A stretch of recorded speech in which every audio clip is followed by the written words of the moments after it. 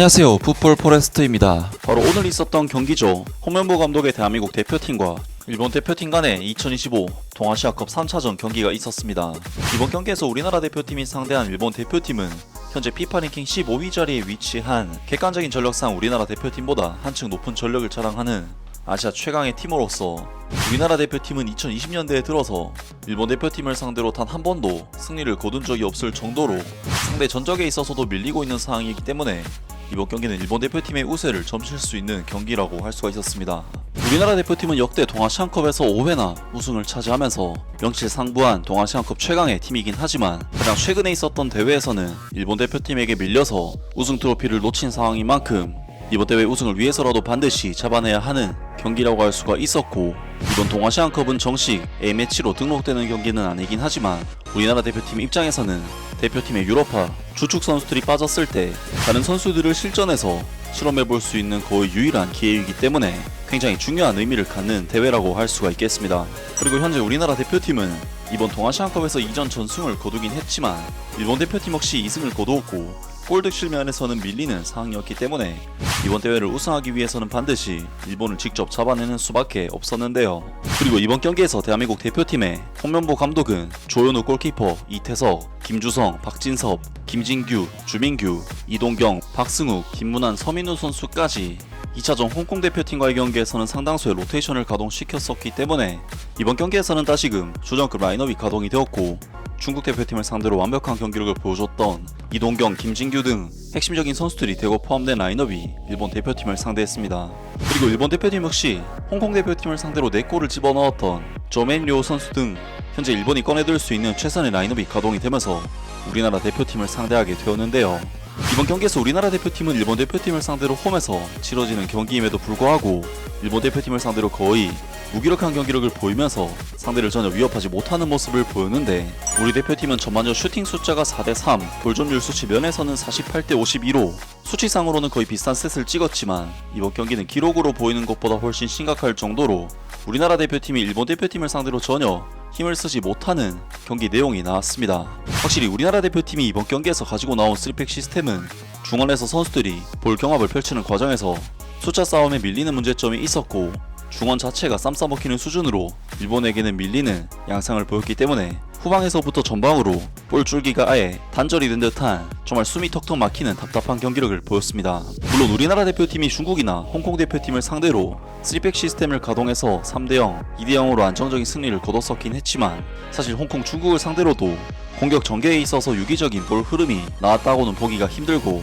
특히나 중국이나 홍콩 대표팀의 경우 압박 강도가 일본보다는 훨씬 낮았기 때문에 문제점이 드러나지 않았었는데, 이번 경기에서 우리나라 대표팀은 일본 대표팀의 중원 압박에 거의 빠져나오지 못하면서 자연스럽게 지배당하는 경기를 할 수밖에 없었습니다. 하지만 우리나라 대표팀은 전반전 6분 한 번의 역습을 통해 이태석 선수의 킬 패스를 받은 나상호 선수가 위협적인 슈팅을 시도했는데 안타깝게도 이것이 골대를 맞으면서 찬스가 무산이 되고 말았는데요. 그리고 우리나라 대표팀은 나상호 선수가 골대를 맞힌 뒤 곧바로 역습을 내줬는데 소마유키 선수가 시도한 크로스를 저맨리오 선수가 감각적인 발리 슈팅으로 가져갔고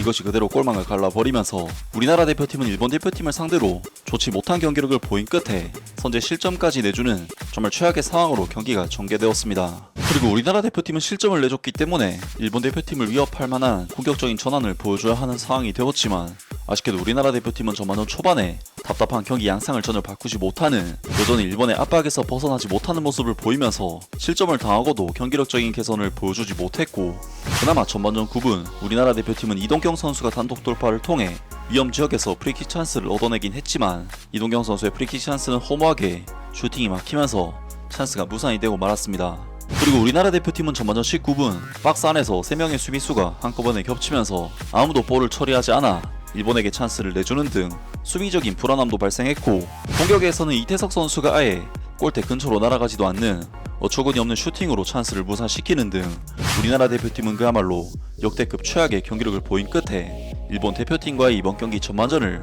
0대1이라는 아쉬운 스코어로 마치면서 후반전에 돌입하게 되었습니다.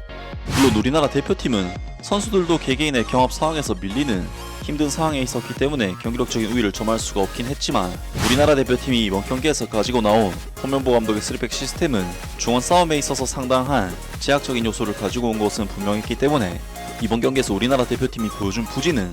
전술적인 문제라는 부분에서 홍명보 감독의 책임이 크다고 할 수가 있었고,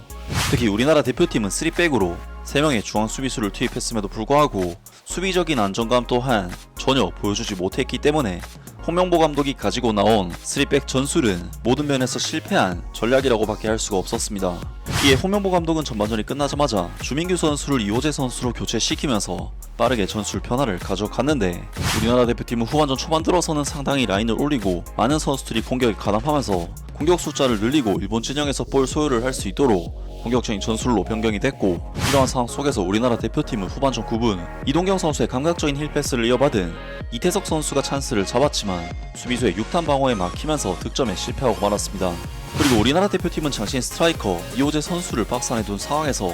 공중볼 경험을 시키는 식으로 득점을 노렸지만,